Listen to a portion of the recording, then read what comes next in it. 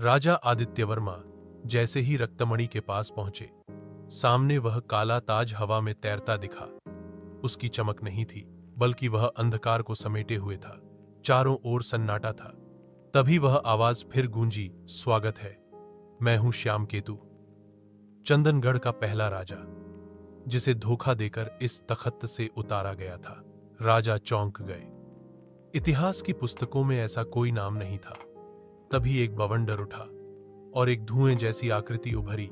वह एक पुराने जमाने का योद्धा था, काले वस्त्रों में, आंखें रक्त जैसी और सिर पर वही ताज। श्यामकेतु ने बताया, मैंने ही यह रक्तमणि रची थी ताकि राज्य कभी दुर्बल न हो, लेकिन मेरे ही भाइयों ने मुझे धोखा दिया, मुझे बंद कर दिया इस तख्त के नीचे। अब यह ताज जाग चुका है और मैं अपने सिंहासन को वापस लेने आया हूं। राजा आदित्यवर्मा ने तलवार निकाल ली। तुम कोई आत्मा हो, पूर्वज हो, लेकिन मैं अपने राज्य को भय में नहीं झोंक सकता।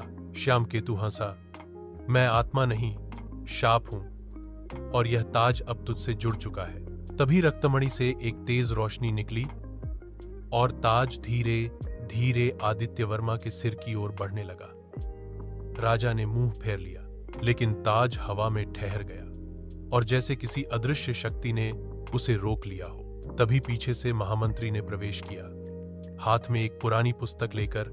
महाराज, ये देखिए, ताज को निष्क्रिय किया जा सकता है अगर राजा अपने पूर्वज के अपराध को स्वीकार कर उसके वंशज को न्याय दे।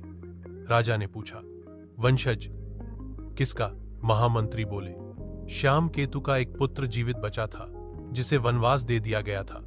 उसका वंश आज भी नगर के बाहर एक गुप्त गांव में है। राजा आदित्यवर्मा ने उसी क्षण निर्णय लिया।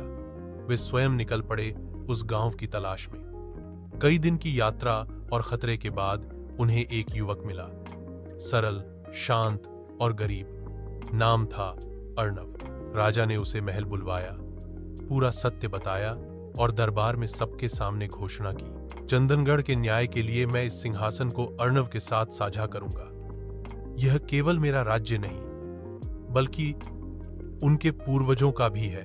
तभी रक्तमणि की लाल रोशनी फीकी पड़ी और काला ताज टूटकर जमीन पर गिर गया, राख में बदलते हुए। श्यामकेतु की आत्मा शांत हो गई। महल से धुआं हट गया और चंदनगढ़ को नया जीवन मिल गया।